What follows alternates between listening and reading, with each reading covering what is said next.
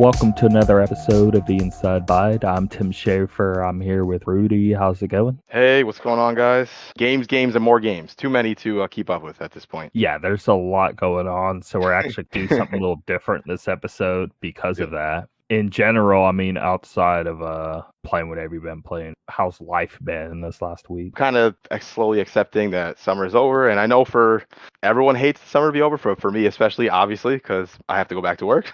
So I'm trying to start going to sleep earlier again. I'm trying to get used to that whole mind. Like I had to get up the other day at 6 or something, and it sucked, and I hadn't done that in a long time. I've been sick for like the last 2 weeks, Right. so I haven't been able to work or anything. Been in that same boat of not Sure. going to bed till 1, 2, 3 in the morning some nights. Right. Love it, man. I just start to feel okay. So last night, for example, I'm laying in bed at like, I don't know, 11 or something. And my wife is like, all right, I'm getting tired. I'm going to go to bed. I'm like, all right. And then I'm having this battle in my head like, do I get up and go play a game on the You should computer? definitely get up. I definitely should. But for some reason, when I'm laying down, I'm like, it's okay. I can do it tomorrow. And then like 30 minutes later, what a wasted opportunity. I could have had a nice night to myself staying up late playing games tonight. So, yeah, I'm going to miss that when school starts up again. That's all right. We all got kids and family and all that, and so it's Right. always really nice to just have like a few hours where it's just So nothing great. going on. Yeah. It's so great, man. Especially when it's completely silent, no one's bothering you. You're just playing your game. Oh, Yeah, God, it's very it's great. dad moment right now. It really is. People who are younger are like, what are they talking about? I don't understand. You could just sit in silence for hours. Oh my God. Wait, The but best. is it just me or with the kid situation? In the mornings, if my wife's at work and it's just me, my daughter's in her own room, right? And usually if she wakes up, she'll kind of just lay in bed and maybe watch something. Like she won't bother me. Like, all right, cool. But my son, I'll try to get up real quietly, carefully. I'll look at the clock. It's like 7. I'm like, oh my God, this is perfect. I can't wait. I'm gonna go get some coffee. And then sure enough, like somehow this kid wakes up every time. Dad, did you wake up? Dad? I'm like, God. I'm like, damn it. My kid does that. Oh my God.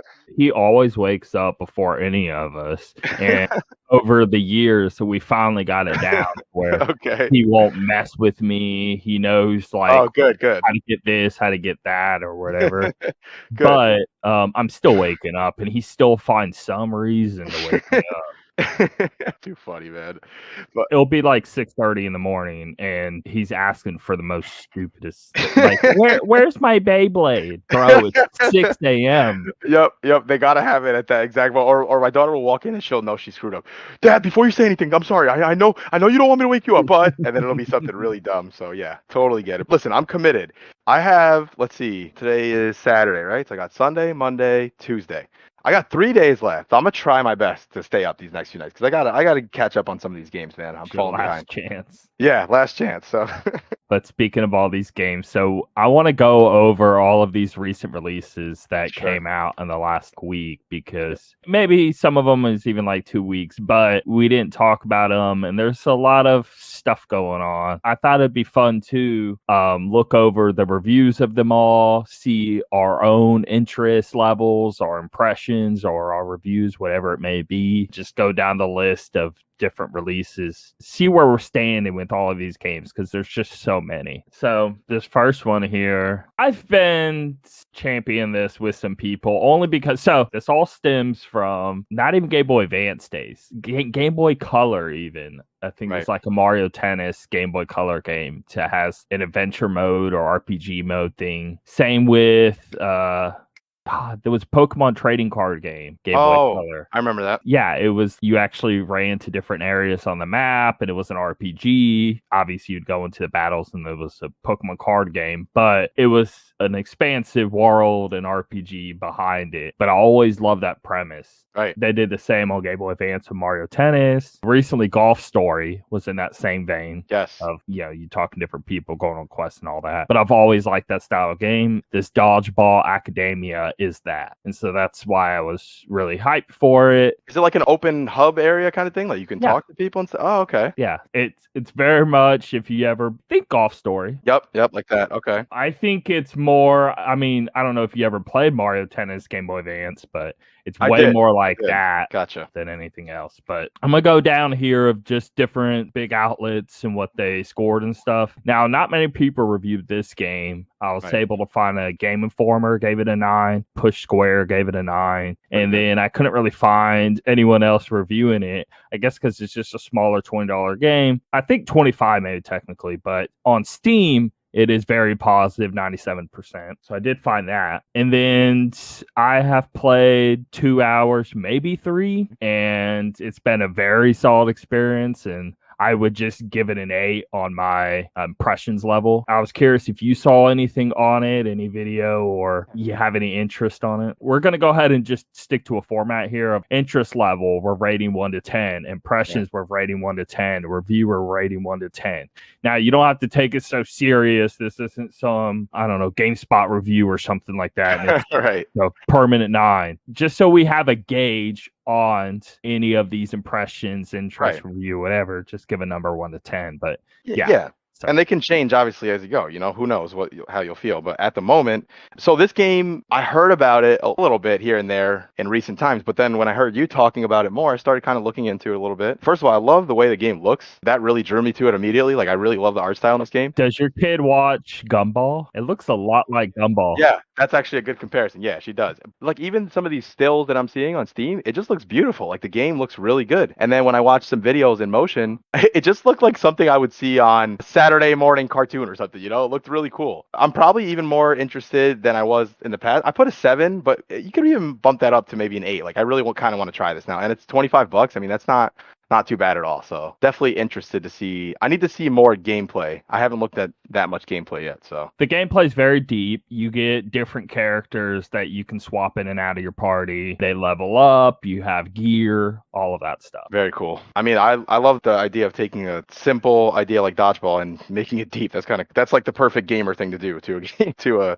And it's very, just think, that Japanese soccer game. What was it called? It's really good.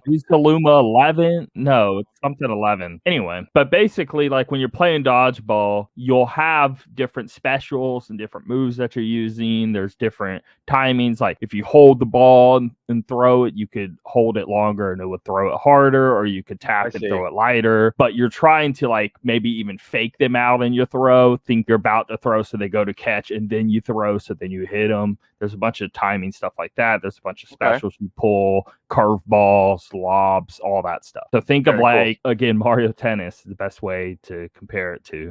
Just all the different ways you could go about, hitting it back and forth. But you're throwing a dodgeball. Same ordeal. Yeah, I'm interested for sure. I think I might pick that one up soon because I want to try that out. It looks fun. Is it 2 or 4 player? Oh, what's funny too is I saw on Metacritic on Switch, the user reviews is a solid 10. Oh wow, people really like it there, huh? It's got good critic reviews and it's got good user reviews. So sweet. What did you ask though at the end? I forgot. Oh, I was just saying if it's 2 or 4 player, like can we do more than 2 people online? That's I honestly don't know. I was so hyped to just play an RPG, I didn't even look. I wonder if it says, I'm on the Steam page right now. Because if it was 4, that'd be all. Oh, well, it looks like someone's first review. They referenced it says Dodgeball Academia is a sports RPG game about dodgeball with fantasy elements. You'll play in a team of 1 to 3 players fighting against up to 6 enemies. It offers both story and versus. Yeah, you can do 1v1, 2v2, stuff like that, but I'm just trying to see. The multiplayer mode is limited to offline play. There is no online functionality in the game. Well, that's kind of a bummer. The game is so much about meeting new characters and just doing quests and all of that. Sure. Just playing the core thing over and over again. I don't know if I would. I don't think it would be that fun. Yeah, no, you might be right. Think Golf Stories. Right. Play Golf Story multiplayer. I mean, what would you really do? Yeah, you're right. You're right about that. I guess this game, more so than Golf Story, looked like something that would, could be fun to play against each other. Then the more you say about it, be leaning into the RPG aspect of it more, meeting people, all that stuff. Okay, I guess it could be something you could just play on your own, really. Next up, Neo, The World Ends With You. Easy Allies, 8.5. IGN 7. Push Square 7. Game Informer 8. I hate to reduce reviews to just numbers because that's a big complaint, even from myself sometimes. I mean, I don't really complain about that, but I'm more just trying to give the overall consensus of in no way do I have enough time to sit here and read every review from every place. Of course. Just trying to wrap them all up. So chill in the crowd. Just a general idea, that's all. 8, 7, 8 sort of situation. Pretty decent. With a game like this, unless I was seeing 3s or 4s, I don't even really care. I know I like it. It looks great. I played the first one. Right. If you like that, you're going to like this, it seems. Yeah, exactly. The gameplay is different this time around than how one worked out, but I saw how the combat system works in this and watched someone talk about the combat system, and it looks fun. Is the first one played with the dual screens? Wasn't that a big part of the game back then? Yeah. See, it's really hard to do that now. I have the Switch port, and it's not nearly as enjoyable as it is on DS. Okay, I see. So that's why it's kind of weird. Like, I'm kind of on the fence of, hey, just watch an explanation of the game and just play this, because there's no really easy way to play right now. I even went as far as to like DS Simulator on my phone, and it's still just not the same because it's very stylus heavy on top of that. And your finger doesn't really do the job because you need something way tinier. I guess I could use like one of those touch sensitive stylus. Yeah, maybe. Seems like a lot though to play. But then you need like a dual screen on top of that. And then so you're trying to like scale dual screens on one screen. I just need to play it on DS. But I played it on DS way back in the day. Never beat it, but I got super far. But I forget all of it. I mean, that game was very old. I'm trying to think. 2008. Yeah, it came out quite some time ago. Earlier than that? I don't know. The original, it was like a meaty game, right? Like, it wasn't a quick thing? No. It was like 30, 40 hour full-on JRPG. Jeez. All right, because I'm looking right now, it says around 45 to 50 hours. That's a little harder. Like, when you were talking about, should I play Psychonauts? I mean, we're talking about 10 hours. You know, this is a bigger commitment to just wait to get to the next one. So I could see people skipping this probably and going straight to the next one. Yeah, I don't want to play 40 hours on such an old game. I mean, it has nothing to do with how old it is, because it's very fun. I mean, I did play it on Switch, and it's good there, but I immediately am missing the original format. Like, it still looks great. So yeah, I put my interest level at a 9. I'm definitely going to play it. It looks really weird in all the right ways. I love the story premise of it. It picks up right where the last one ends. Again, just watch an explanation. I mean, that's what I'm going to do. I'm going to watch an explanation and jump into this basically as soon as I finish these 2 or 3 that I'm trying to work on right now. Yeah, my interest level is just the same, 9. I really am interested in this. It looks very cool. I've always wanted to play the first one, and this looks even cooler. So I might do something similar. It's something I'll probably pick up a little bit. Maybe I'll wait till I get my Steam Deck and play this. It's coming to Steam too, right? I assume? That's a good question. Let me see. I know it's PlayStation and Switch. Now, I will say this, between those two, definitely get it on PlayStation if it's not PC, because it's like 60 versus 30. And even with the Switch 30, it drops below 30 sometimes. Yeah, I don't see it appearing on Steam, so might be on one of those two instead only. Okay. And I would love to have it portable, but I am not dealing with 20 frame crap. I'm not doing it. Some games can't deal with it, so I don't blame you at all. The combat system, it goes into a 3D environment that you're running around. Think of any 3D action game and it starts dropping in frame rate, but you're trying to watch animations of who you're fighting. Right. It's horrible. I hate it. Certain games on Switch, I can deal with. I mean, I don't love it, but I can deal with the lower frame rate because Nintendo knows what they were doing. They made the game. They took that into account, like Zelda, for example. When you have games that are made by other companies, sometimes I'm like, no, I can't. It's just not optimized even anywhere close to how it should be. Even Nintendo, the Zelda, the newer, not Hyrule Warriors, whatever it's called. The Calamity one? Yeah, Age of Calamity. I could not. If you didn't play the demo, you'll see what I'm talking about. It's horrible frame rate. And it's a great game. It looks amazing. And like, I played the hell out of Hyrule Warriors like a ton. I love that game. Yeah, it was fun. Could not play Calamity. It runs so bad. I can only imagine all those people on screen with the game. It runs so bad. Man. I don't understand. I don't get how they even released it. And every single review mentions it. They're like, I don't like. That's a bummer, because I would like to play Age of Calamity because I love Breath of the Wild so much. Obviously, we all did, but I want to get that extra background that it's supposed to fill in. I'm telling you, there'll be enemies on the screen, and it'll be in the teens sometimes, and it's Oh my just like, god. please kill me. Yeah, Because you that can't. sounds It's terrible. hitting the point where I can't even play. It'd be one thing if it's just annoying frame rate that's bouncing up and down. Right. But now I'm dying because of it, and I'm just like, nah, I'm good. Yeah, it sounds unplayable. So In my opinion, it is. So, you know. some people would roll their eyes at you, be like, "Oh, what's wrong with you? You can't even see." Like, have you ever heard people say the dumb thing like, "Your eyes can't even see the difference between 30 and 60"? I'm like, shut up. Yeah, people try to say the highest you can see is 24. It's like, no, that's just the cinematic frame rate. That Oh isn't man, supposed to tell you like that's the highest you can see. Stop. they'll show like a picture and they'll be like, "Here's a picture at 60. Here's a picture at 30. I don't see a difference." I'm like, "Oh my god, what is wrong with you?" It's a anyway. No, I'm with you on that one. Yeah, this game definitely have some interest in. I don't know when I'll play it, but I'll get to it eventually. So Yeah, exactly. Next up, Axiom Verge 2, Game Informer 7.75, GameSpot 7, Easy Allies 8. Where are you landing with this? I know I put a 9 for the last one, but honestly, I'm probably more excited for this just in a different way, only because I'm all about these old school pixelated, platformers like this. I know you said the complete opposite, really, but I love the games like this. I played the first one, and I really enjoyed it. I thought it was a really good game, and I couldn't believe that one guy made this whole game. Now, what I'm hearing is 2 is maybe not as good as the first one, but I still want to check it out. Did you hear the whole, I don't want to say gimmick, but I can't think of a better word. The whole thing Yeah. with this, you can get around the boss battles. So, Oh, I like, didn't hear this. if you go to a boss, you can choose just not to fight the boss and continue. What? What the hell? Because it's like an accessibility option kind of thing, to where it's like they feel like, because some people were complaining that the first game was too hard. So that is what they said. Like the developer said, well, since a lot of people didn't finish it because they had hard times with the bosses, let's just make the bosses optional. My very, very short opinion on this.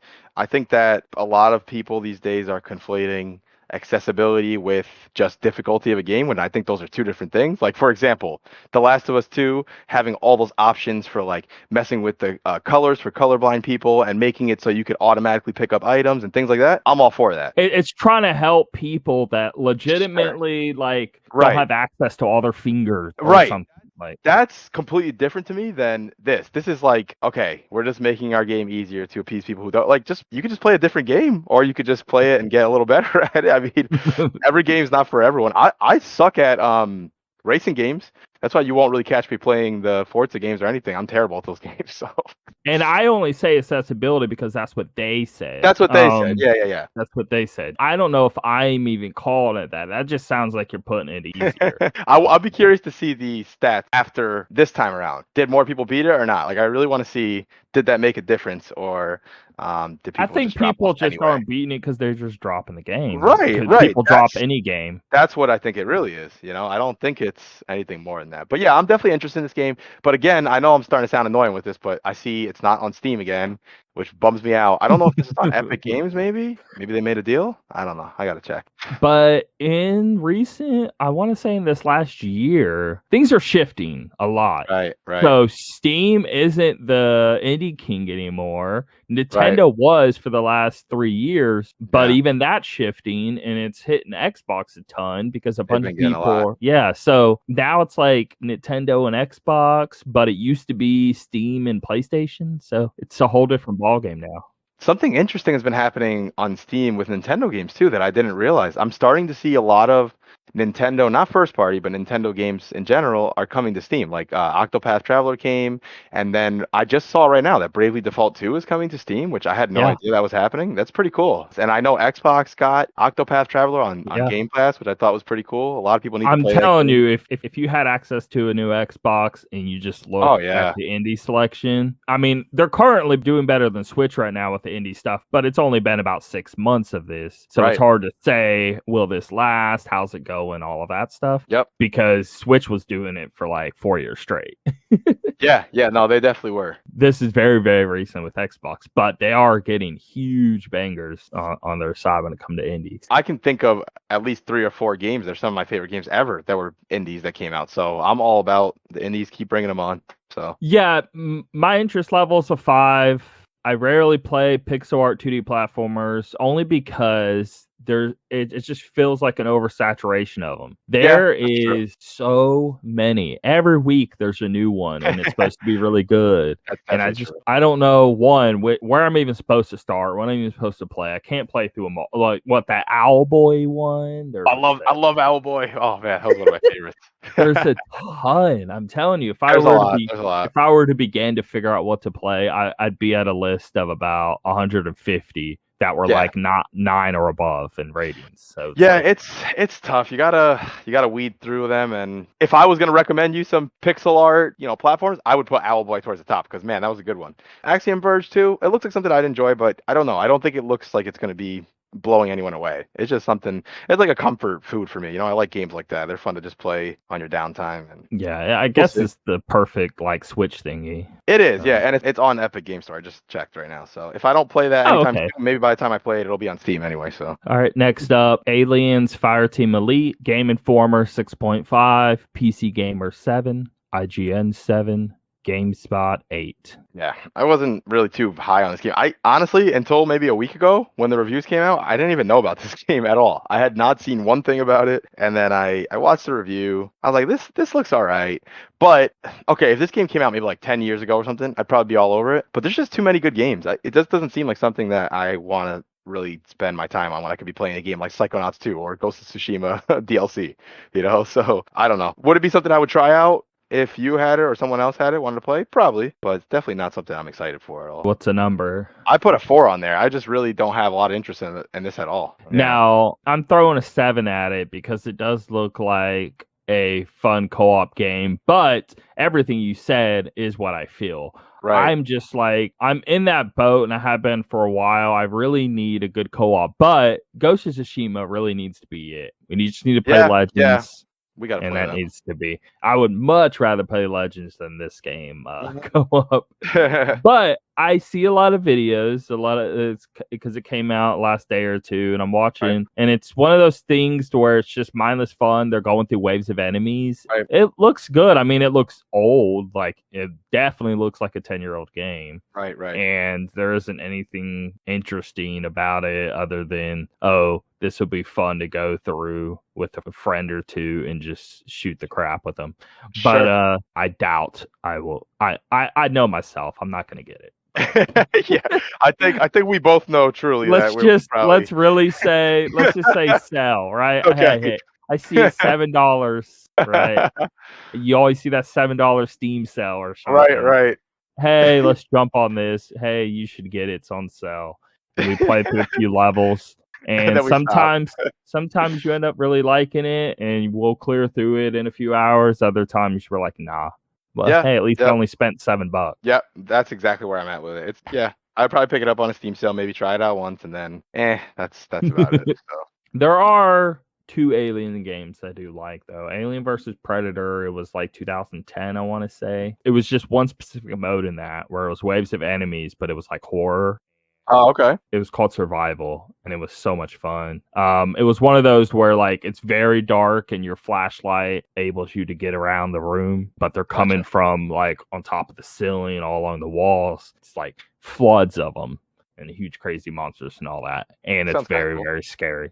That was really good, and then that Alien Isolation was very, very good. Alien Isolation was coming out. I was excited for it. That is probably the only game in a long time that the reviews kind of really did turn me off to it. I almost wish I didn't listen to it because I still hear so many people say so many good things about it. I didn't know it got sour reviews. I thought it got pretty well. It was kind of split. The Metacritic on it was, let's see, Alien Isolation.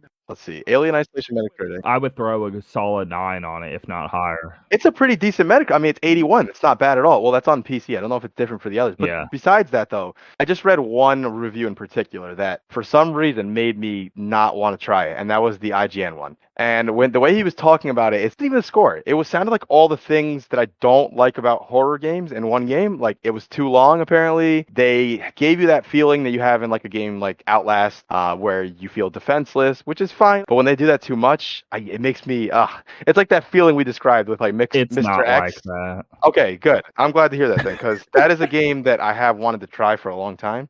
but for It's some way reason, more like Dead Space. Now, Dead Space oh, is a okay, little more action. You're not killing monsters around every corner like you are in Dead. yeah, Not every corner in Dead Space, but Dead Space, right. I think You could defend yourself in Dead Space quite a bit. there's plenty of scenes to where you're fighting people off. Okay, This game is less, but I'm telling you right now, like okay, it's still there and all it's right. still good. Do you feel it was too long, or do you disagree with them on that? It's maybe 15 hours at the most. Okay. It's probably 10 hours to be honest. Something maybe I'll have to give it a try because I have been interested in this game for a long time. When it was coming out, I was like, wow, this looks awesome. Because Outlast, I'm there with you. In Outlast, Yeah, you can't really defend yourself at all. I don't like that. it's just so much anxiety playing that game, man. It's not that extreme. And I wouldn't call it scared. I'm not scared. I just feel a feeling You're of gonna be like, scared in Alien Isolation. I'm telling yeah. you Well, that. let me rephrase. I like being somewhat scared in games, obviously, but it's not that the game is so scary that I can't play it. Put it that way. That doesn't bother me. I kind of like the feeling of being scared. It's just the anxiety of a game like Outlast, like I mentioned, where it's constant. It's like you're never have a break to even just enjoy the game. That's where it kind of starts pushing me away. Let's say it's like Silent Hill. Okay, that's a good. You know how there's not many enemies technically in that. Right, A right. lot of it is just walking through areas and maybe I'm figuring out a puzzle Okay, and I'm all fine that. with that. I'm fine with It's, that. I don't mind a spooky atmosphere and environment, and then every so yeah, often something, yeah. something pops out of you, things like that. That's cool with me. So let me see how much it is actually, because I would like to play that game sometime. Maybe around Halloween I'll play it. I Be a mean, good it's a way to. beautiful game too. Still, it's like one of the best looking games. Sure, on my computer it would look great. Yeah, so that would be. Well, it's $40 on Steam, but let's Ooh, check CD Keys, my favorite right. website. I want to talk. So there's an article I just read. Oh my God, Them complaining $7. about sites like that. I mean, I'm not gonna not use it. I'm sorry. I can speak to this a little bit. So here's the thing. First of all, I totally get why these developers don't like sites like this. That's fine. But there is a big difference between CD keys and something like G2A. G2A is they've been in a ton of trouble and No, G2A straight up steals. yeah, These CD keys, they are legitimate. I will say that. it's much different. I know they get these things in large amounts in different countries. Things are cheaper. And Yeah, sometimes CD keys will flip. Sometimes CD keys, rarely, but it happens, will have this weird price on a game. And it's like actually a little bit more than the Steam one. I'm like, okay, I'll avoid it that time. yeah, But yeah, as long as this site is up and I have had zero problems, I'm going to definitely keep. I mean, look at what I just said. $39.99 on Steam or $7.59 on CD yeah, keys. I mean, give me a yeah. break. So yeah, I'll have to get that. Yeah, man. It's a great game. Anyway, let's move on. Okay. Psychonauts 2, Game Informer Ooh. 9, PC Gamer 8.9. I mean, just give it a 9. Come on. Yeah, just give me a break. So, hold on. I want to talk about this too. In my head, I debate this a lot. Right. I don't like the idea of giving something a perfect 10 when you're thinking about the technicalities of it. Right. But then I'm over here like, okay, well, then I'd put it in 9.9 and 9.8. And then at that point, I'm like, okay, well, I just need to give them a 10 because it's almost like a goodwill towards them and not even necessarily that I'm agreeing with saying 10. Because Right. Right. technically in my brain, I'm like, a 10 is perfect though. But it's like, okay, I go to a cell phone store and rate the rep or something. I'm gonna give them a good, like the highest Right. number unless it was actually a bad interaction or something I like that. I And they think they've genuinely deserve it. I think they've come out and tried to clear this up because a lot of people have had, the same idea. A 10 is a perfect game. But I think a lot of these websites have gone on record to say that no, 10 is not a perfect game. It's just basically just saying like this is a very, very high quality game, the best that we would expect from it, what a game could do. Of course, it's not perfect, but I guess that's what they're trying to say. Like when they gave I remember when they gave Metal Gear Solid 5 a 10, people were saying things like that. Well, it's not perfect, and then they came out and said something like that. So I understand that. And they do use the word masterpiece, and that is Right, a good way to word right. it because maybe that's what they're implying. Because even a 9.5, I don't think they say masterpiece. I think they only say masterpiece at 10. I think a 10, yeah, just 10. If you were to tell people, hey, a 10 means masterpiece, it doesn't mean perfect. Okay, Yeah. now we're on the same page and we can go. I think that's fair, yeah. I'm gonna use that same method. Okay, so yeah. Yeah, just like you said with the survey thing, that's a good comparison. The dude when they came up and set up my internet, the guy's like, "Hey, I'd really appreciate a 5 out of 5 stars if you could." Okay, does that mean he's perfect? No, Right. but he did what he was supposed to do. He did it really good. I was happy with my service, so 5 out of 5. So I get that. It makes sense to I'm me. trying to think what a perfect would be. Oh my God, is You there even you have yeah. like a time limit on your watch. All right, you got 5 minutes. If you want 5 stars, you better do this in 10 minutes. I don't want you talking to me unless you have to speak to me, something necessary. The only game that I can think of that, in my opinion, and I'm sure people will disagree with me, but the only game, in my opinion, that was perfect for me was like Final Fantasy VI, which is probably my favorite game ever. I just could not find one fault with that game. I guess today people Wow. could look back at it and say, they could point out things about it now, but I really feel I played that game a few years ago, and I still think that game holds up perfectly. And You just had the most interesting thing in the world to me because here's the thing.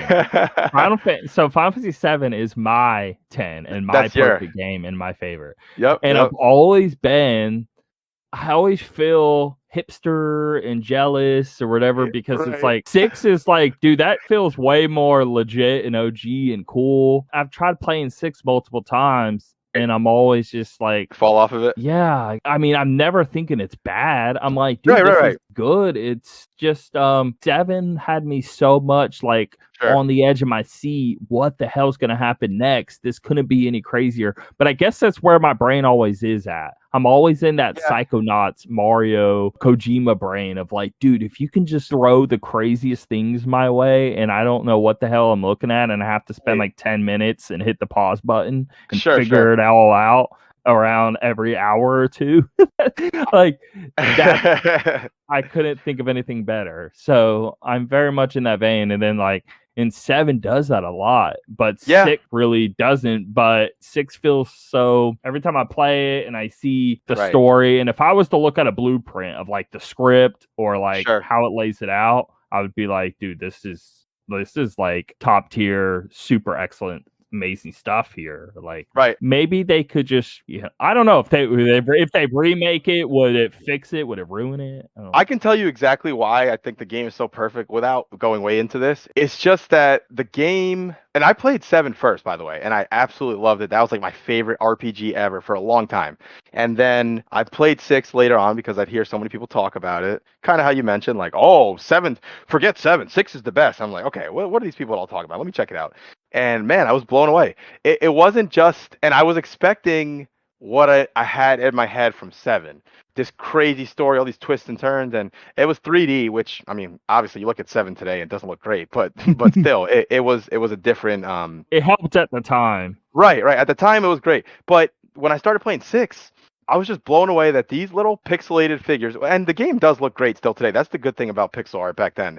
But anyway, I Yeah, was I just blown away don't that think these it doesn't look good. Oh yeah, yeah, Don't yeah. ever think that. I think No, it no, looks no. great. Yeah. The characters, I couldn't believe how into these characters I was getting, how much I cared about them. There was not one word spoken out loud, but I still was super into it. It took all the way till I met this ninja guy and there was a train scene there. Yeah, Shadow. And that was when I was like, whoa, okay, Oh my that was God, cool. But that was my it only gets first better. big moment Uh-huh. of like, Okay. wow, this is really cool. Because before that, It's medieval it's empire medieval stuff, times. Magic stuff is coming back. It's it wasn't blowing my mind. right, right, right. I guess maybe the intro isn't as strong because 7's intro, I was Well, just, obviously, yeah, that picks up quick. 6 is more of, I'm not gonna say it's boring at first because I don't think it was boring, but it is a little I slower don't in know the the word beginning. to use. I don't want to say boring, but yeah. To wrap it up though, the game, without spoiling too much, because I know the game is super old, but I really would never want to spoil this game for someone. The game does something that I've never seen any game do really, about halfway through the game, where things just do not go the way you would expect to go in these JRPGs at all, ever. Like it just completely flips everything on its head, and you would think the game's over at that point, and no, you still have a lot to go, and things are very different. I'll just say that much. I mean, I could tell you Okay. personally if you want, but it really No, flips no. things completely. I'm still always just like, oh, I am gonna play it. And I feel I have to. I mean, it's like Yeah, it's in one of the Final greats in Fantasy my 2, opinion. like I beat 4 and I Yep, loved yep, 4, but yep. like no 7 to me. I wish they would remake 6, man. That would make me so happy. Even if they did it in like the Octopath Traveler graphics or something, that would That's be what I want. awesome. That would be That's so perfect. exactly what I want. I Ugh, want that Final game, Fantasy 6 and that style because I don't want. I mean, I'll take the 3D as well and I'll play it, but of that doesn't. course. I don't want that as my first experience. Right, right, right. I want And that pixel art as my first experience. If I can get that HD thing with the right, right, pixel art, right, right. oh That was yeah. Ooh. that was so beautiful, man. The only games I won't say the only. I've definitely had this with other games, but the two games that have probably affected me on that level the most is, as you know, Nier Automata is one of them, and Final Fantasy 6 was others. I couldn't stop thinking about Final Fantasy 6 after I beat it for so long. I was like, oh my god, I can't believe how this game went. And the last thing I'll say is this is the only Final Fantasy game I think I've played where I liked every single character a lot. Like they really impacted me. There was no throwaway characters. There was even optional characters that were huge. Like they were really good characters. They add a lot to the story, and you could have skipped them entirely. Maybe you can just keep annoying me to play it because Yeah. I need this. Well, I always felt Maybe I'll get on you about it. in my brain for like 15 years. I'm not Right. exaggerating. Of Right. me feeling bad because I never played through 6. I'm dead serious. Maybe But I'll have to play I've one. tried like 3 times, and I'm Right. always just like, yeah, I don't know. I don't see what people are saying. I think something that could help is if you got the Game Boy Advance version of it, because it's the most well-made version of it, and it's portable. So that could probably Okay. help you out. The loading times are not crazy like I played it originally on. I have a Game Boy Advance SP, There you go. and I See, guarantee you I could find 6 pretty cheap. you probably could. Yeah, I know it was going Because for the a amount of bit before. copies. Oh like, yeah, that's there's so many. sold. Yep. Let's do this. Final Fantasy 6 will be the game that's like your shame bucket. Like, you got to play this eventually. Now you got to give me. We got to come up with one that you've played that you love that I've never played, and then I'll have to eventually do that as well. Well, I'm not gonna think right now because it's good. Yeah, we're getting off track, but anyway, we'll talk about that later. But yeah, okay. So what do we got next? Psychonauts? Okay, it's not bad. I'm finding it $15-20.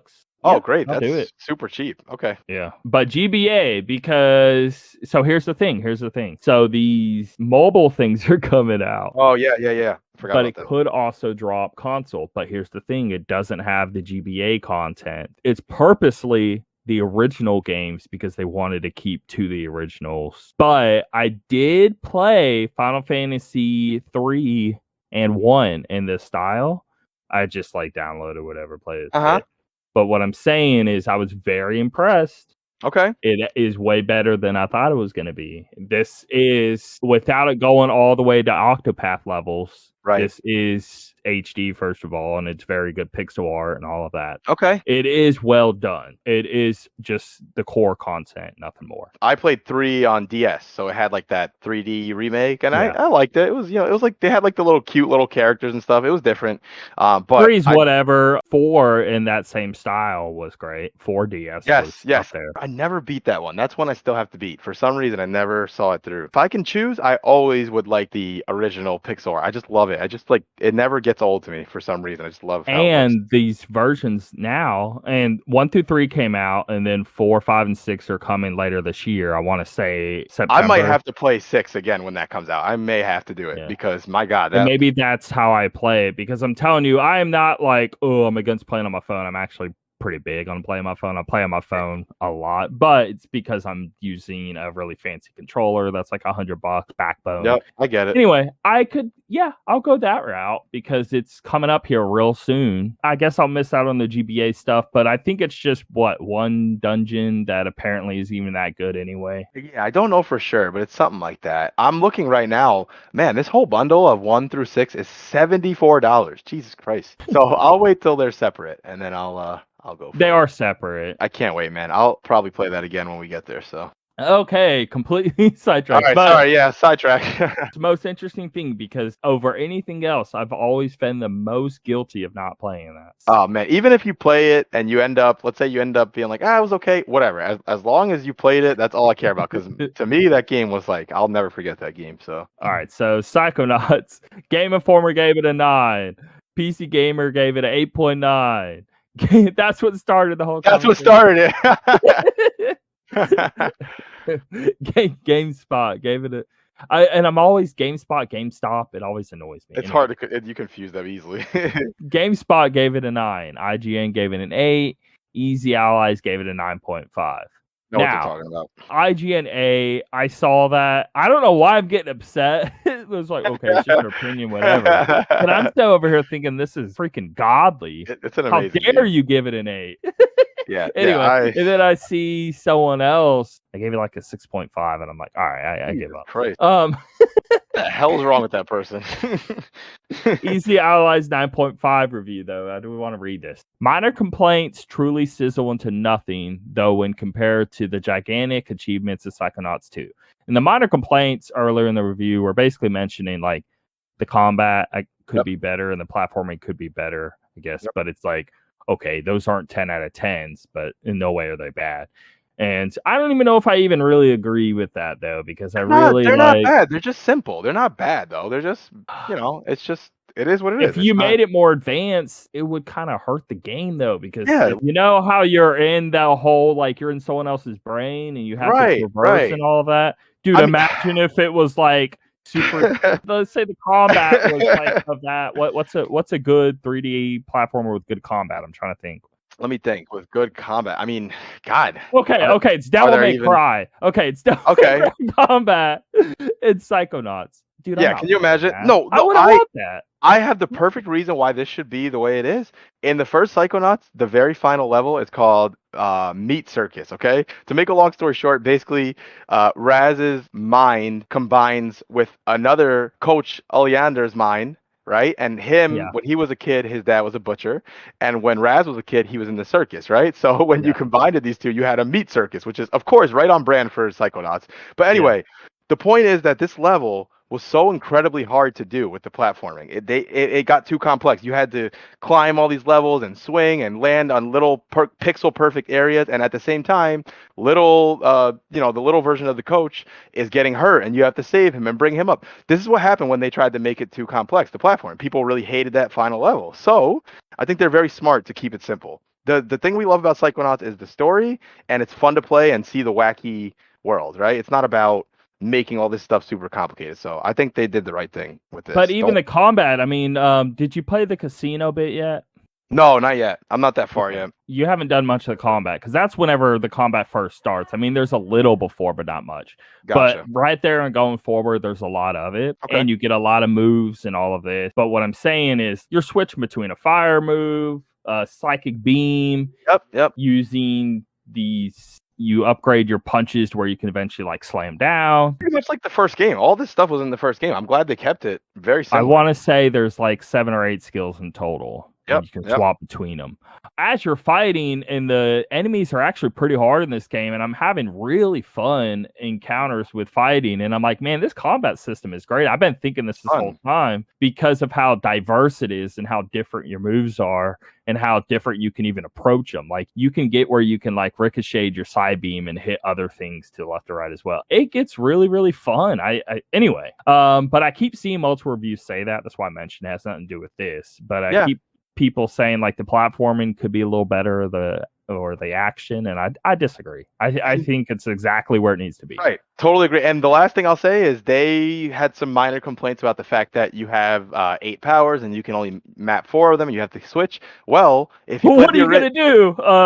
Ghost of Tsushima? Yeah, exactly. If you played the original, you were only able to map 3 powers, and one of them was levitation all the time. Anyway, so it was even worse. So I'll take any improvement I can in that aspect. So yeah, I love it. Stupid. Okay, you're holding down L2, so you get 4 powers. You hold down right trigger, so you get another 4 powers. Okay, but what are we playing here? Are we playing Psychonauts, or are we playing Bayonetta? It really does make me think of Ghost of Tsushima. Okay, hold R2, press up on the D-pad, and then swing forward. Like, come on, we don't need all that. That would change the whole focus of the game, and it wouldn't be Psychonauts. I don't know. I totally agree. It's a great game so far. I'm loving it. I'm not that far. I know you're farther than me, but I'm all for it. I'm gonna keep playing, and I'm loving the game so far, man. So right now, it's perfect to me. I haven't had any issues with it yet. Now, will that change as I go? Maybe, but I highly doubt the game will drop down anything below a 9. I mean, from what I've seen so far, what I know about the previous games. So, all right, I'm gonna keep reading this. It's the kind of game that feels like it only comes around a few times per console generation, and an industry that can sometimes feel like it's just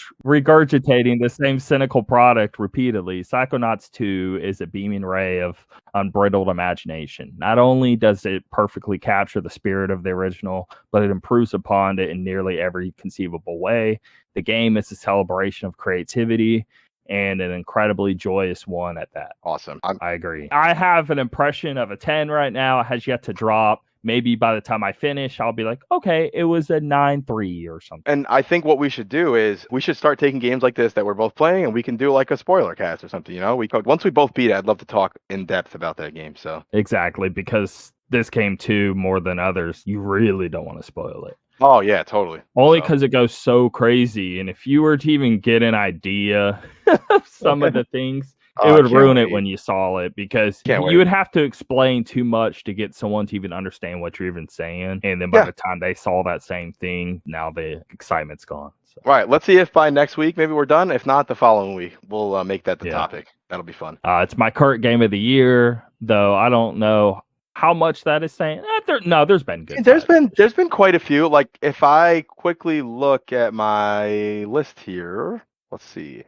What have I played this year? Well, what have I played this year that's from this year, let's say? Because I've been playing some older games. I played Streets of Rage 4. That was fun. Not Game of the Year material. I liked it, but it's not Game of the Year. Yeah, The Medium, I feel the same. I thought it was a good game. Probably not Game of the Year material. Little Nightmares 2, that's up there for me. Disco Elysium, the final cut, but the game came out last year, so never mind. Yeah. Returnal, I liked. That's a tough one. Nier Replicant, I guess that would count, right? It's a remaster of an old game. No, right? it definitely counts. But I would definitely put that one up there. I love that game. That was great. I haven't played that. I'm excited to play that. That's a good one. But man, I gotta say, I think it would be, as of right now, the top 3: Little Nightmares 2, Psychonauts 2, and because Ratchet, but this is far better than Ratchet. Ratchet and Clank is up there, but I think this is definitely a better game than that for sure. So yeah, we're high on that game if it's not apparent, obviously. So we'll revisit that when we beat it. Man, whew, I'm playing so much of it. I can't stop. It's all I think about. So I only played a few hours of the first, like we were saying. Right. I didn't understand how fun exploring in this game was. I'm going to areas, and any other game, I'd be like, okay, I'm going a little too far this way. Let me go back and do what I was supposed to do, and then I'll go there when I get there. This game, I'm purposely going the wrong way as far as I could possibly go.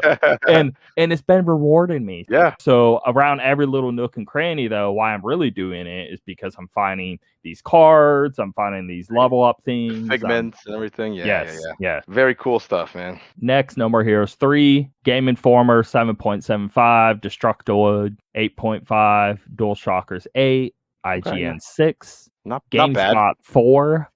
Ooh, Easy Allies 9. Dang. IGN 6 and GameSpot 4. All right. 6, 4, and a 9, and an 8, and a 7. It's all over the place. Yes. Yeah.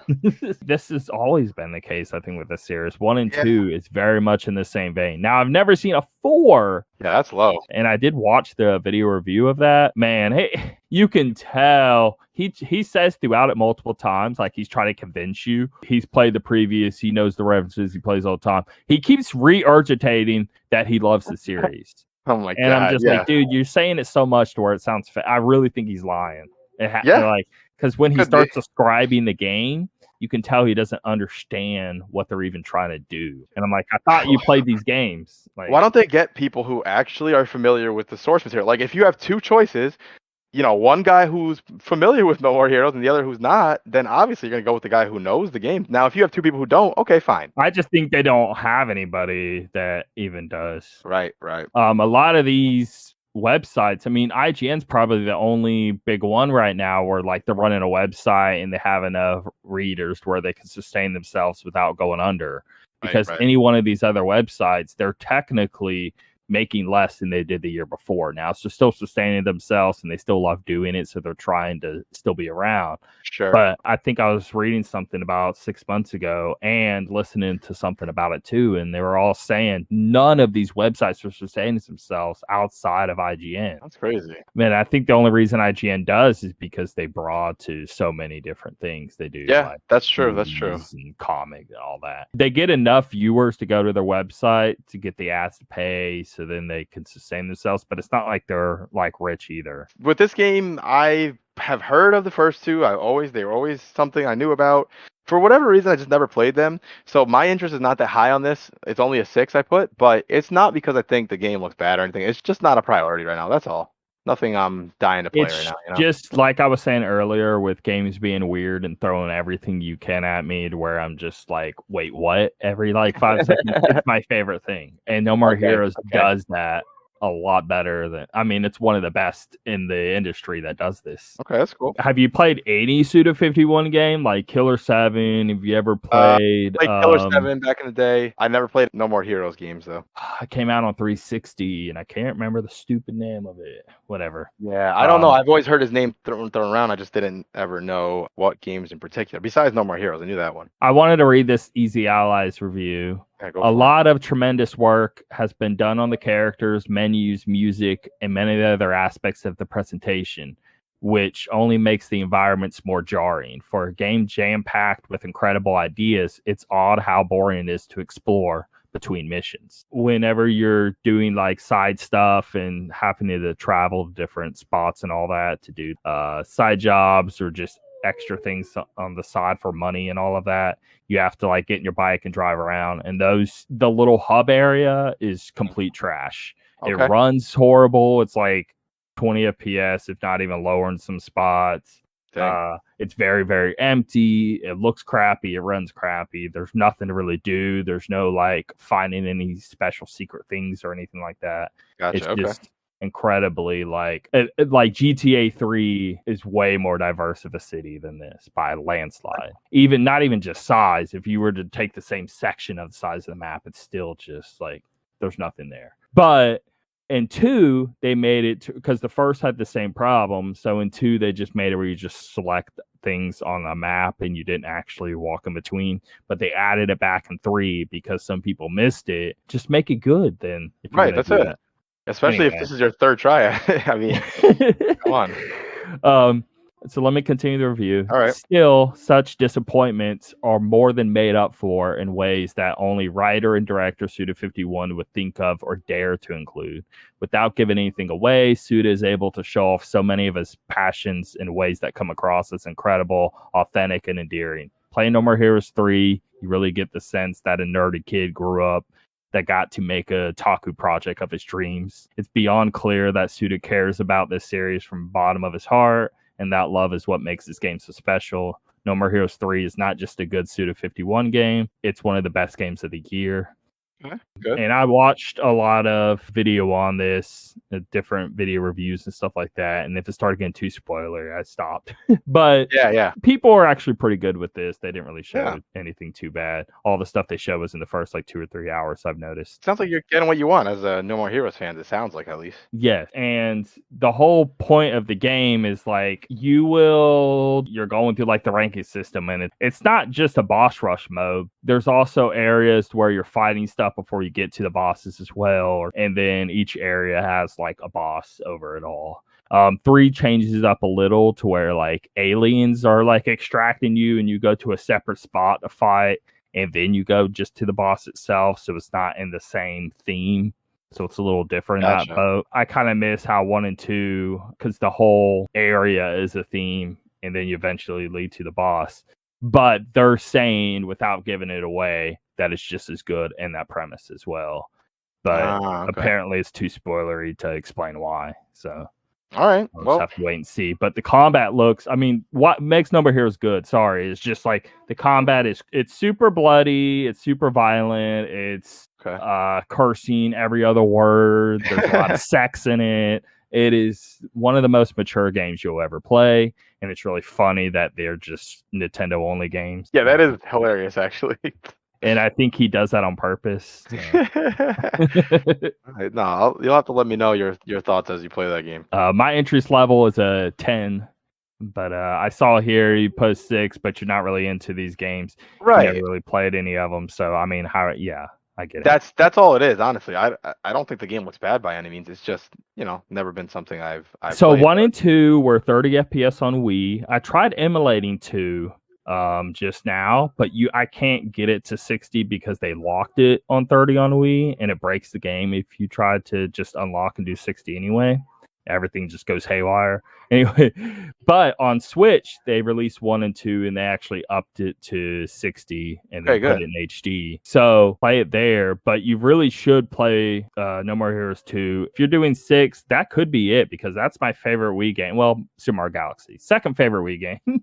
In a top 10, it would be there, I guess, best way to put it. Right. It's one of the best games ever made. It is so creative and it goes so crazy and it's so hard to explain without, like, it's Psychonaut stuff to where it's like I can't really explain why. It would take me 15 minutes to explain one little section at that point. Well, now okay, I guess you're just not going to play that spot, because if you played it now, I just ruined it because I explained it for 20 minutes. Sure.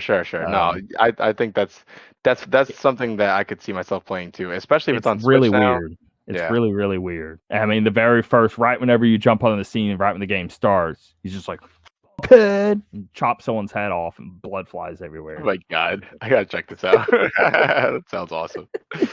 It's super adult. Anyway, all right. So there's a lot of news this week, mainly because of Gamescom was going on. Yeah, let's run through it. You can go ahead with number one. Sure. Yeah. So as you know, I'm a huge Souls fan. No, not one of these Souls. I hate to be a hipster a little bit here, but no, I'm not a Souls fan that started with Bloodborne or Dark Souls 3. No, I've been around since the good old days. Yeah. I think the only one I missed initially was Demon's. I didn't play Demon's Souls in 2009 when it came out, but I did play Dark Souls 1 when it came out, and I've been hooked ever since. So this freaking game. Look, you're not. First of all, no one's really expected with the whole Demon's Souls thing, bro. That was so incredibly niche. Yeah, it was super. You could be the biggest OG possible. Right. No one even reviewed that game. I knew nothing. I knew nothing about that game. I didn't even know it was a thing until Dark Souls 1 came out, and then people started saying like, "Oh, it's a spiritual successor." I'm like, "What? To what?" And then there's no way you would be expected to know that. Is all I'm saying. I don't think so. The only point I'm trying to get across is, I've been a fan of these games for a long, long time. So when Elden Ring was announced, I'm sure to a lot of people they saw the CGI trailer and they're like, "Okay, that looks cool." I mean, I don't really know anything about it, but for me, man, normally I don't get excited about CGI trailers, but I was like, "Oh my God, I can't believe this is a real thing. They're making it with George R. R. Martin. They're gonna put so much cool lore in here and everything." And then obviously we got the blackout, no news for almost 2 years or whatever it was, and then finally we got something. A few months ago, we got a new trailer, which looked awesome. And then I started hearing about these previews, just like you had sent to me.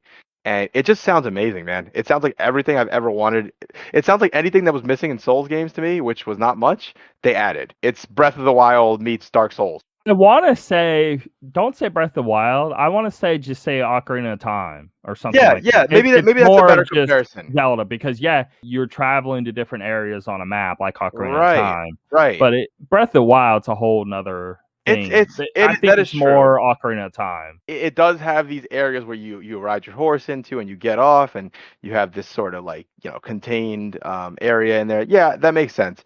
But I'm just excited for the fact that, well, first of all, if in the original trailer that they put out, not just this talking about it, but the trailer that came out, I saw so many cool things that I guess did remind me of Zelda a little bit. And Dark Souls has always been a game that shares a lot of similarities to Zelda. I know they're open with that. They say they pull from Zelda. A lot of people don't want to make that comparison. They think they're so different. But honestly, you really think about what it is you're doing. The main dev himself is saying right from Zelda. They're taking from Zelda. Yeah, they definitely are. Like, look at what you're doing. You're running out into this world. You're fighting the enemies on screen. It's just there's a lot of similarities between that, which I think is why I like these games so much. When I saw some of the stuff in the trailers, it just got me so pumped, man. Like I saw you're running, and then there was a story the guy was telling about with the 30 minutes of gameplay where he's riding his horse down the hill. He sees these dudes at a bonfire just kind of like relaxing, and then all of a sudden a dragon comes and burns the whole land. I'm like, oh my God, this sounds awesome. This sounds like the only thing that I was missing from Dark Souls is the open real-time world going on aspect of it. So I'm super pumped for this, man. I cannot wait. Yeah, because any other game, how do I put this? I guess you're sort of in a contained environment. Right. And the fact that, yes, you could be traveling between, they call them legacy dungeons, but you're just out in the wild, maybe go into a legacy dungeon, and yes, a dragon pops down and wipes out the whole camp that you just happen to be in. You're the last one remaining. Now all of a sudden you're starting a boss fight. Yeah, that's super dope. I can't wait, man. I'm just so excited. That's all I kept thinking when I kept watching different reviews. It felt very Zelda. I couldn't get it out of my head. It sounds like an adult Zelda game, and why wouldn't I want to play that? Now, I get it because I was there, okay? 2 years ago, I was there. I understand. It's not as hard as people. You got to get it out of your head. Anyway. You got to just learn the game. That's really all it comes down to, man. It's intimidating, I guess, just because it's so scary looking. Because other games, okay, you have any other, it doesn't even look as intimidating. Whether it actually is or not is one thing. Let's put difficulty aside. Yep. Like the look alone, you walking into an area, it's putting fear into you more than you should probably even have, because it's really not as hard as you thought it was going to be. And I was battling this for years, kept trying, kept arguing with friends. Dude, I can't do it. It's too hard. And that's all I kept saying, is too hard. But I didn't even realize, like, it wasn't too hard. I was just being afraid and stupid. You just have to play the game on its own terms. You can't play the game like you'd play some other games. That's all it really comes down to. By the way, I just shared an image in the document. Like, it's the best part. When I saw that in the trailer, I'm like, horse and just, what the hell? This horse just takes off vertically up this cliff. My God. I just wanted to mention a few little things real quick before we get too far on this. But some things that came out of this, like behind closed doors, gameplay demo and stuff. Just a few little bullets I want to mention. So, number one, it is an open world, right? Open world, we use that loosely. Yeah, it's not open world like Breath of the Wild, but yeah, there's 6. Say, you ever play Shadow of the Colossus? Yeah, there you go. That's a good one. Except it's not going to be as empty as Shadow of the Colossus. But that game came out a long time ago, so obviously that's fair. Yeah, that's a good comparison. But just how the map works of you going to different areas, then once you're there, going deep into whatever environment is at that spot. Yeah. And here's the thing I tell people when they say they want an easy mode in the From Software games. Well, co-op is your easy mode. Seriously. I know people like Jesse, my buddy who was on with us last time. He doesn't really love these games, but he played Bloodborne all the way through, but he played it co-op all the way through. That's fine. I like playing these games by myself, but I have no problem jumping into someone else's game and helping them, and we can have a blast together. So the fact that co-op up to 4 players supported, that's huge. That's always been a thing, but I'm glad they kept that. Let me mention one thing on that, too. So I'm very, very stubborn when it comes to this. I kept, and I'm still doing this, but I don't want to play co-op because I want to beat it. I want to be the one who did it. And I'm on the same page. If I have help, I don't feel as accomplished. I feel like, but could I have done it myself? What if I can't? What if the only reason I finished that is because I had someone else's help? I don't feel like I did it. So I totally agree. But that was what's holding me back from the series this whole time, too, because every time I played, I'm trying to do it myself. And if I would have just joined someone else, I would have been playing a long time ago. But here I am. I learned that lesson, and I still won't apply it.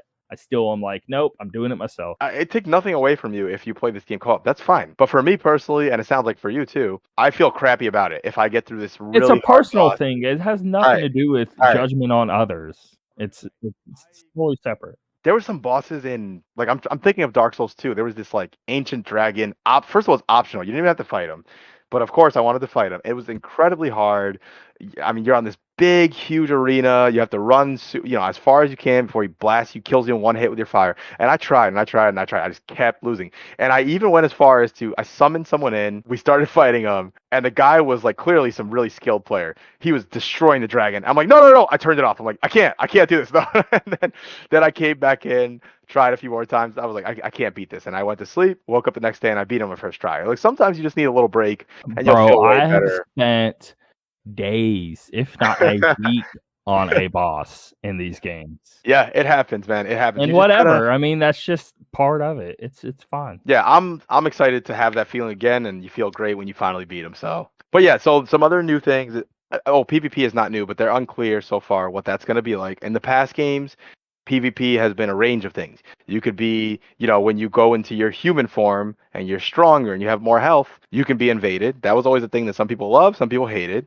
You could also just purposely say, okay, I want to invite Tim into my game and I want to have a battle. Okay, there was all these rules that unofficial rules people would set. They'd have fun battling each other. So PvP has always been there. I just hope they make it bigger than it was in the past. Another new thing is the horseback aspect. I know a lot of games have had horseback, but the Souls games having horseback is huge. I mean, that's going to be awesome. Getting around. Let me see. What other bullets? Stealth and mounted combat.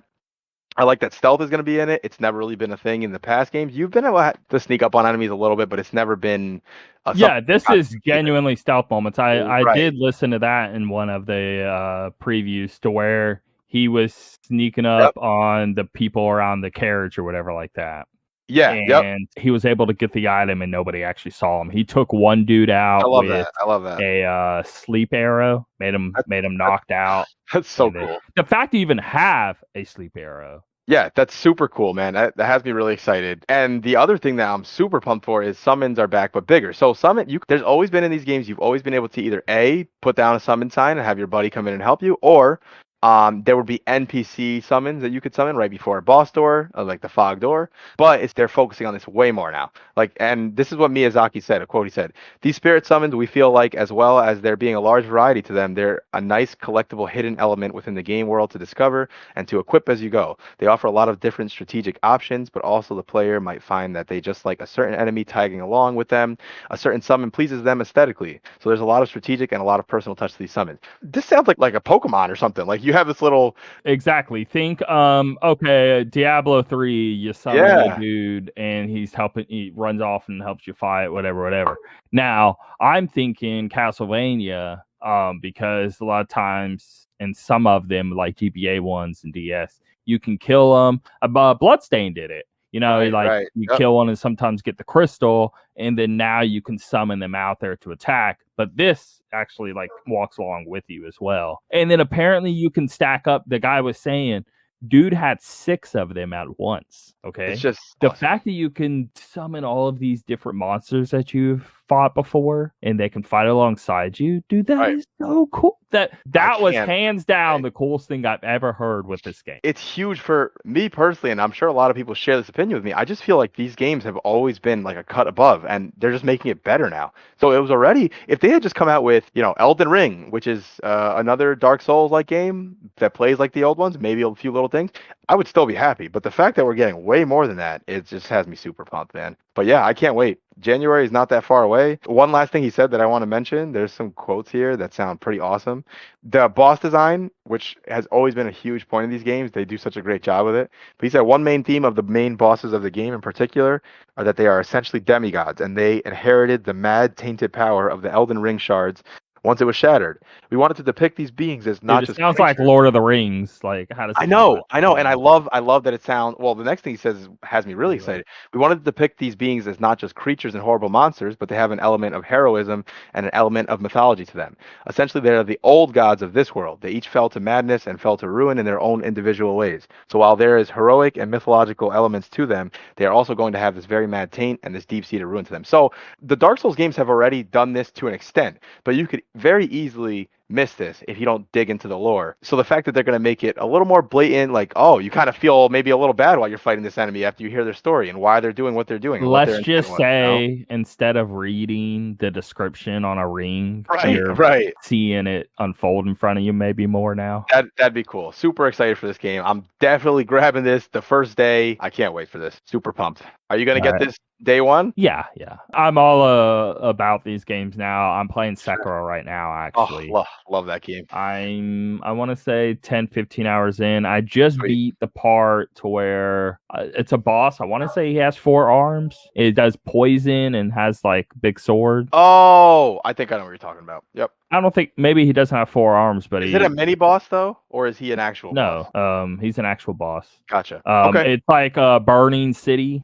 Oh, so you're quite a bit in there then, if I'm thinking of the right thing. What I ended up figuring out was, okay, the guy who helps you, basically, I wasn't using him to my advantage. I basically got it to where I kill everyone else and make sure he doesn't initiate anything yet, because he kept initiating and dying. I was killing everybody else, and then it was just me and the boss. Gotcha. Well, now I kill everyone else, and then I initiate with him helping me. So now he's attacking him, and I'm just attacking him from behind. And he focuses on me and him back and forth, but it was way easier with the focus changing. And that's why I was saying in general, that's my biggest problem with playing with other people and like Dark Souls and stuff, is the focus changes. And Right. it makes the game a trillion times easier Oh, the very so moment much they easier. focus on somebody else. Yeah, because they're looking at the other enemy. They Yeah. try to balance this out by making the boss have more health and lowering your health and stuff, and that helps to balance it. But it's still not, as long as you're It still focused on doesn't. someone else. Yeah. I mean, I can easily take you down. So that's Yeah. awesome. Yeah, you gotta let me know how that goes because I love that game. And you can't even do co-op in that game, so you really have to do it by yourself. Yeah. Okay, so how about this Saints Row reboot? Have you been a fan of these games or not really? 2 and kind of 3. I never got But into even that, it wasn't GTA was way better. Yeah, it was always way better. The only reason I posted this is because I just watched a video of it because I figure out like, okay, well, at least let me see what this is before I talk on it. Sure. And the video it did surprise me. It is way better quality than I was expecting. It does look really good. You should watch it. Of course, a new, reboot of a older franchise like this, I'll probably check it out. I've never played the old ones, but yeah, I'm all for trying this new one as long as it, looks all right. And then next, this is all Gamescom 2021 news stuff that dropped throughout the event. Midnight Suns is a new Marvel strategy game from the XCOM creators. This is super exciting. I mean, XCOM is great. They're making a Marvel strategy. I mean, I'm playing it. Why would I not? Yeah, this looks cool. I would be into this. I love strategy games, and put Marvel in there, I'll probably be even more interested. So still haven't watched the trailer. I need to because I'm curious on one thing. Okay, Marvel. Is X-Men in it? I need X-Men. It looks like they're finally heading in that direction to cross these things up, but who knows if they're going to do it in games yet? Hold on. I want to say even Wolverine was like on cover image, and now I'm answering my own question. Midnight Sun. Yes, X-Men's in it. I was right. Wolverine's right there. Okay. Yep. Yes. I want Nightcrawler. I want Storm. Looks really cool. Doctor Strange is in here. I mean, you got everyone. I don't know why. I'm probably bigger into X-Men than I am just Marvel in general. Yeah, I love X-Men, man. And it comes out March 2022. I mean, not that far. So that's cool. People that don't know, just know XCOM is the best in the business at these types of games. They're so good at it. There's not a better creator to pick for this game. Like, legit. The only person I put right behind them is the people who make Fire Emblem Advance Wars. What's their name again? Intelligent Design? Oh, yeah. They're great too. Intelligent Systems. Intelligent Systems, that's what it is. Yeah, they're great at making strategy games as well. That's a hard pick between the two. Yeah, they're both really good. They're both 10 out of 10 at what they do. Yep. Next, big Halo, yeah. Finally. Halo Infinite gets a release date and a new controller and a new console. That controller looks so nice, but I couldn't even justify spending that much money on that thing. $200, but it looks so nice. My God. Wish I could have that controller. I never had an Elite controller and always wanted one. That'd be so cool. But I just can't. I can't bring it to myself. I know. The controller. I know. Same here. Even at 120. Anyway, new controller and a new console. The next chapter, Master Chief's Saga, will come out on December 8th for Xbox One, Xbox Series XS, and PC. Now, I did get the console. It was cool to see that happen in real time. Especially, and I didn't even realize it whenever it popped because I didn't watch the little reveal trailer thing. I just saw a side image and I was like, dude, this looks insane. But it lights up blue at the top instead of the green. I don't know why that's so cool to me, but it is. Only because it's just a completely different, I don't know, is it really that hard to just have a custom thing and making it? The way they do it is so nice. That it actually added that new layer at the top. It makes it feel that much more unique of a system. Like it's not just a copy and paste and changed a few things. They took attention to the small details. Totally agree. It's like, okay, that Gears of War Xbox console that everyone loved. They actually changed a little bit of aspects of like the buttons and stuff. It wasn't just a straight it looks cool. I'm excited for you. That'll be nice for you to get that. Are you going to sell your S? Yeah. I mean, okay, so it comes like mid-November. Basically, let's just say it all depends. Like, if I just have enough money and I really don't need it, I do kind of want to keep it. Dude, the thing is so tiny and it is so perfect to travel with. I'm telling you, it is barely bigger than my hand. I need to show a picture. I showed people before. That's awesome. It's like a hand and a half at best. Yeah, I might have to just keep that thing at this point. And it's as powerful as it is. And it's so tiny. I saw little things where people are sticking screens on them, and it becomes like this little portable thing to carry around. Oh my God, that's you definitely could not carry around the PS5. Let's just say that. Oh no, definitely not. But even a Series X or whatever, it's not like it's super huge. It's normal console size, but normal console size isn't something you bring around. I'm telling you, if you saw an S in person, you wouldn't believe it. It's been a long time coming. We've been really excited for this game. I'm glad we finally got a release date. It seemed weird that they kept not giving a release date, so I'm glad it's coming. We're getting campaign and multiplayer day 1, December 8th. Super pumped for that. I can't wait. I can't wait to jump into the multiplayer. And I still have, ODST 4, Reach 5, and Halo Wars 2. I still have 5 Halo games to play before then. I think I should be able to do it, though. I got a few months. Super exciting. Cannot wait. It's gonna be a It is blast. literally the size of a graphics card, and I'm not even lying Oh here. my All God, let me right. see. Oh wow, pretty small. Wow, that's nuts. Yeah, that's a cool little thing to keep around then. Yeah. Because I could just have another bedroom or something. And I don't have to worry about like streaming. I could just play off that and then play in the living room and it not be that much of a difference. Sure. All right, but Halo, December 8th. Can't wait. So COD does come before it, so Halo's not hitting before COD. But I guess that was kind of like weary because they did the whole, we're not doing the campaign co-op.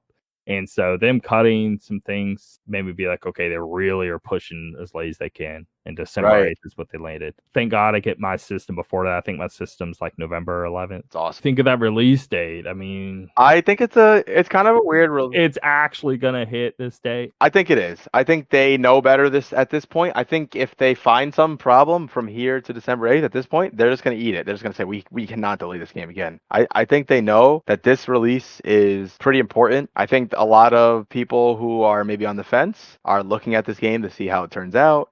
Are they going to like it? Is it going to grab them back in? And then people like us who, yeah, we're going to play it. We're into it. But is it going to keep us invested? Are we going to play it for months or are we going to play it for a week? You know what I mean? I would highly doubt that I play this game for even a week. Yeah, I'm playing it day one, but Yeah, that's a good point definitely. to bring up is like, Right. okay, Like how long is is it it going to keep something us that's in? going to sustain us? Yeah.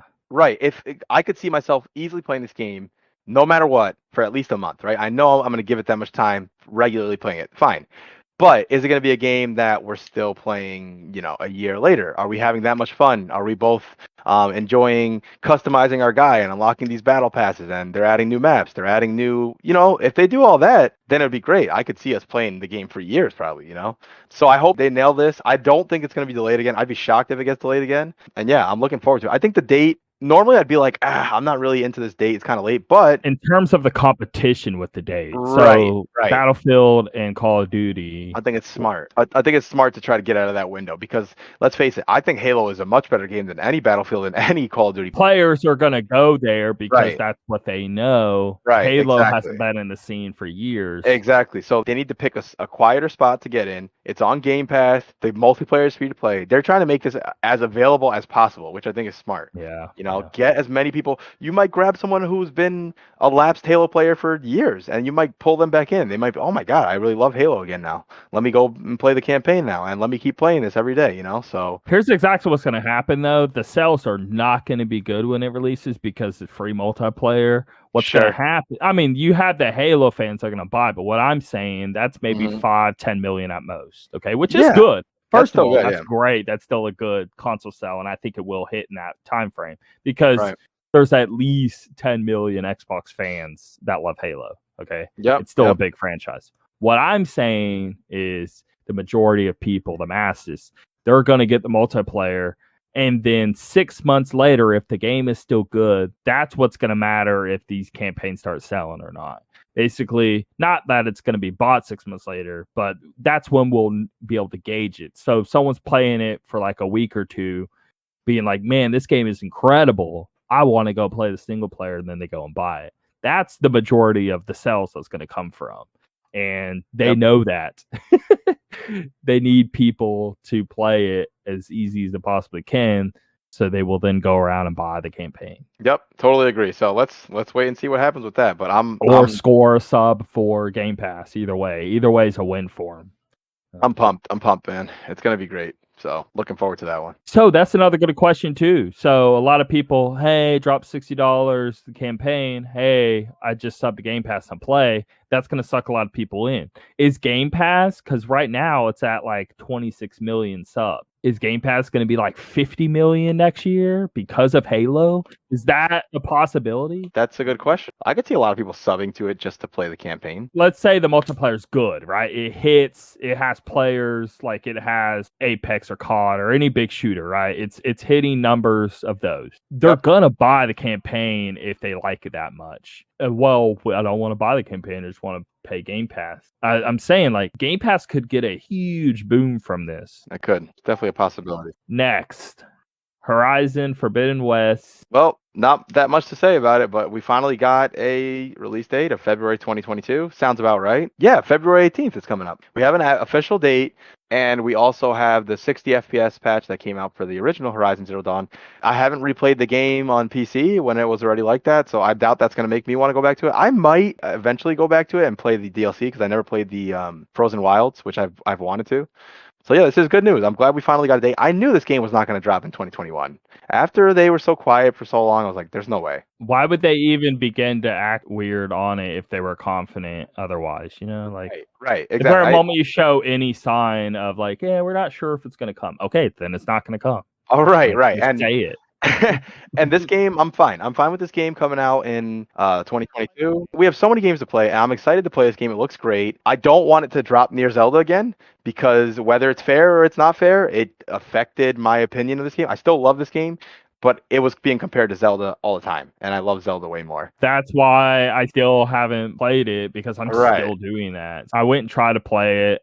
Well, it is still 30. Maybe I'll play with the 60 patch. But when I was playing it, and once I got like used to the frame rate after like 30 minutes to an hour, I'm still just like, man, I can't do this. Man, I can't do that. I felt limited. Yeah, no, totally I agree. kind of want to just, I don't know. I'll just wait for the new one because now there's more freedom with it too, and they have the glider and stuff, and you can climb a bit more and everything.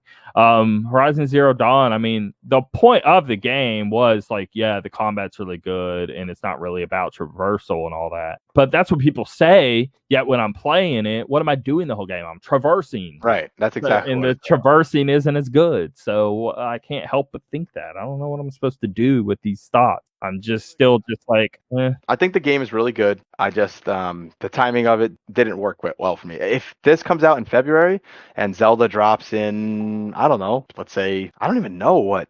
The last one came out in March. The one before that came out, I want to say, in the fall. Who knows where they'll land? Actually, I know I'm not going to play Horizon Zero Dawn, and I'm just going to play this because I downloaded on PC, got it to go to 60, and I still just dropped it. So, yep. Anyway, next one, Death Stranding Director's Cut has a bunch of new stuff.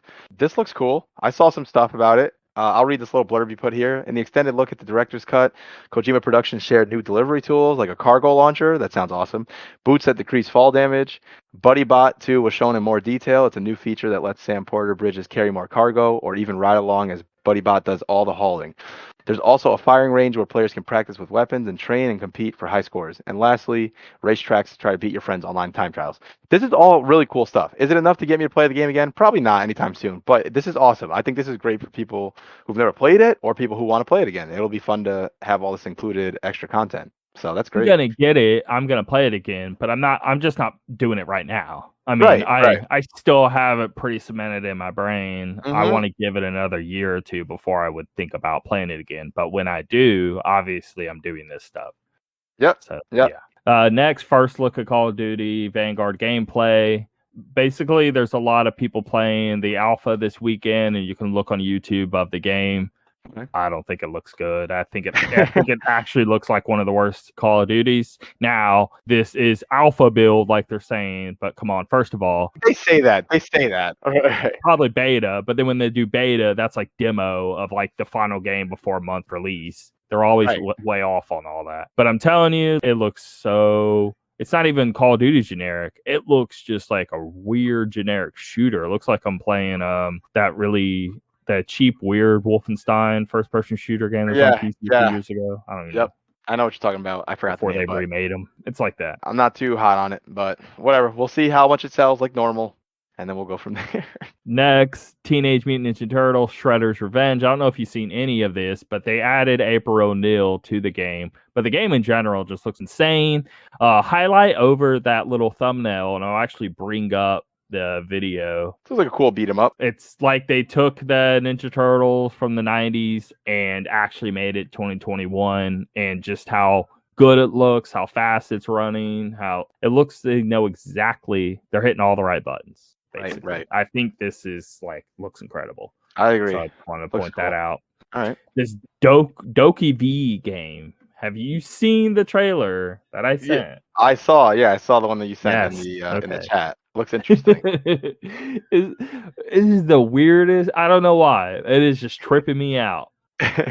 Anyway, Doki V is an open world adventure that feels like Pokemon meets Splatoon meets Monster Hunter meets GTA for kids. I saw That's what I Pokemon played. meets Pixar a lot thrown around. Let's just name them all. It really is Pokemon, Splatoon, Monster Hunter, and GTA. What Like, the hell is even up with this game? Like, it's so weird.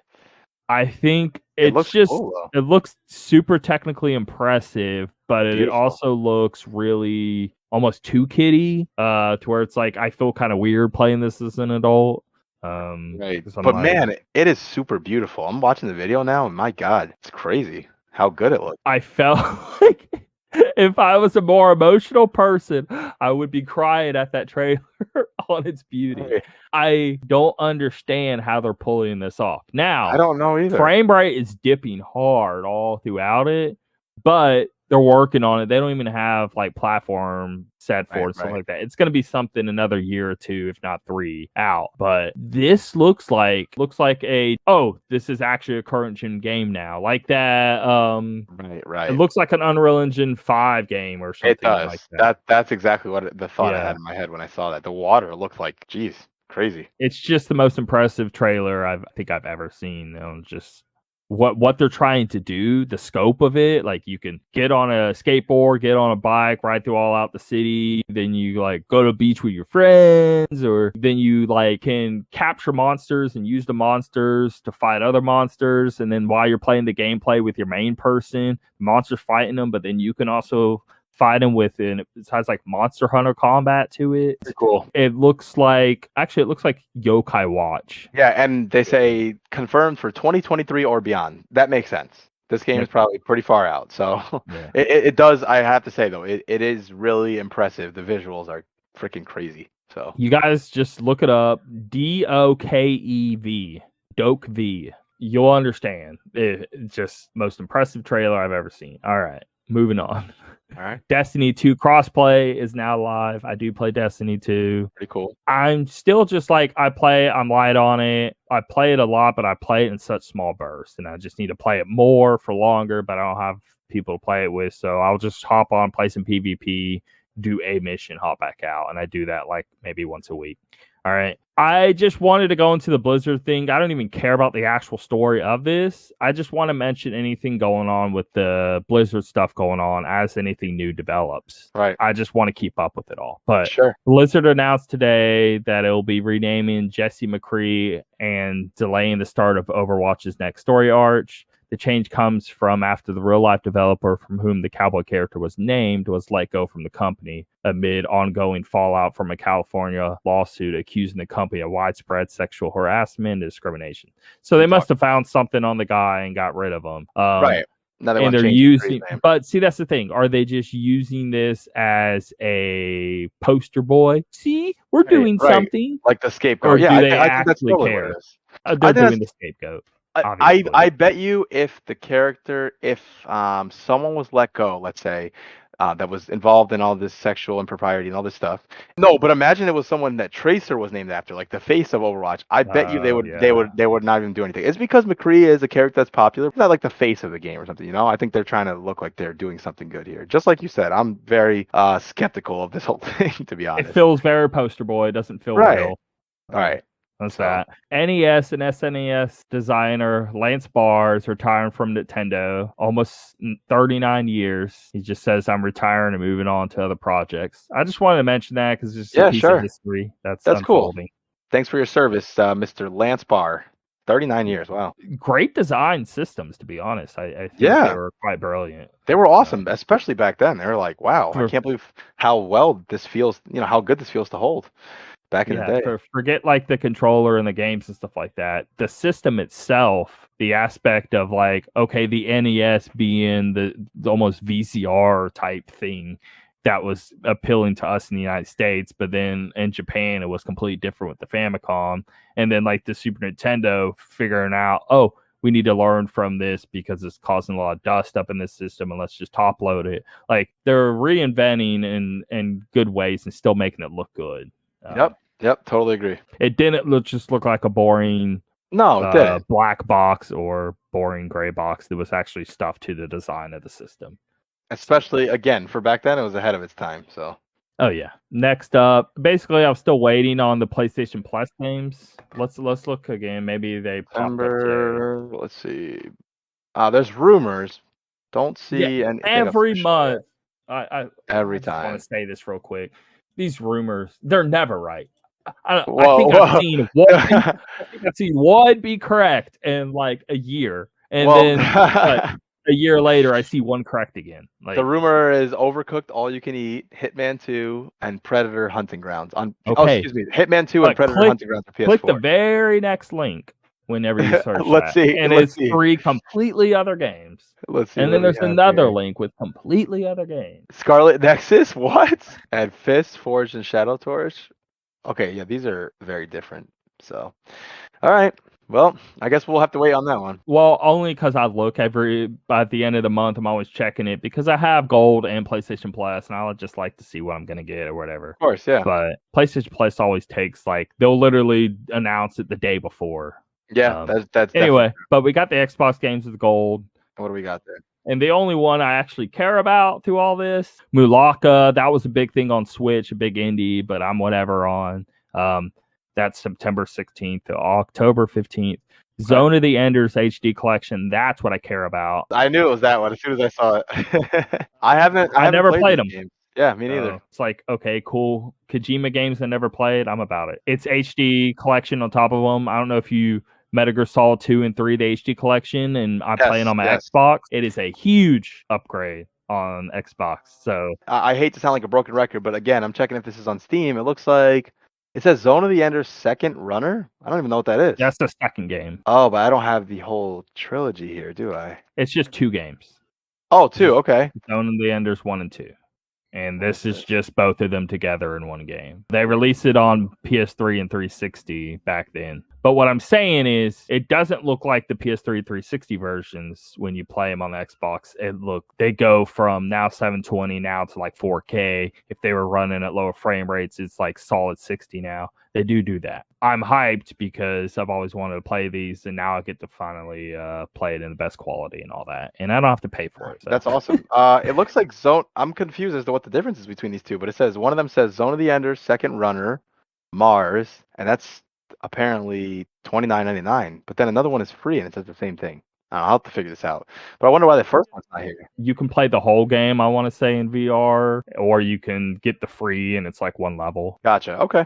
Yeah, maybe I'll have to check this out then. And then Samurai Showdown 2, which that really is like one of the best fighters kind of ever. If you were to look up like top arcade fighters, it'll always be in the list. People love those games. Not really into, I don't know. I like fighting games, but I've never tried that one, although it did look really cool, the last one they came out with, so. But this isn't a bad selection. This is actually a good selection, whether I'm into it or not. But that Mulaka, I remember hitting hard. And on Steam, I do remember that. Yep. It has crazy good reviews, all of that. It's just, I don't know why.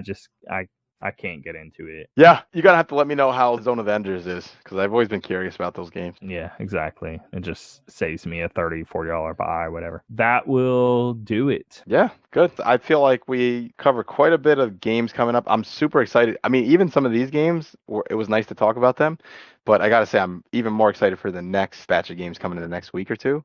Yes, that'll be exciting. Finally get to get my hands on Tales. That's my just a quick preview. I mean, we got Tales. Hold on, sorry. Did you play the demo? Did you download? No, I didn't. I downloaded it. I haven't played it yet. I gotta get to it.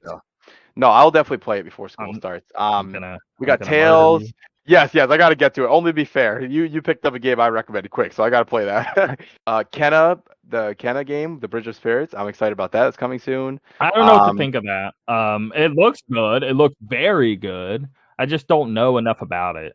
Yeah, but I tried looking it up, and it doesn't really give much. But I think this is a good or bad thing. I don't know. I just don't know how to take it. What am I? I guess a 3D platformer? Okay. Yeah, we'll talk more about that one. I'll see reviews, I guess. Right, you got the new Life is Strange game, which I've really been into the last few, and this one looks pretty cool actually. So I'm interested in that. I think that's probably the big ones I can think of. But we'll look around and we'll add more and we'll talk about it next week. So sounds good. Oh, the WarioWare. Chrono Colors Ultimate, WarioWare, and Tales of Arise are going to be. We'll have a good 5 or 6, I'd say. Probably talk about. Oh, and Fist, that game I mentioned. Have you seen this game? No. I'll tell you right now. Hold on. It's called Fist. It looks really cool. Try to look when we get off right now. Try to look up. It's from a State of Play trailer, and it's called Forged in Shadow Torch, and they just abbreviate it with Fist. You play as this like freaking karate bunny rabbit, and you it's go literally, through. I'm skimming it right now. It looks pretty cool. I'm definitely into the idea of this game. So Ooh. yeah, it looks Okay. really, really I am interesting. about this. Thank you. Yeah, definitely. When does this come out? This comes out September 7th, so we're close. Okay. Yeah. Yeah. I'm getting that. I'm I don't definitely know. gonna get It that took one. seconds. Yeah. It looks beautiful. It looks I fun. love games like this. Yeah, same. But all right, man. We'll catch up on the next one then. See you guys. See you later. And Craig, get your butt out of here.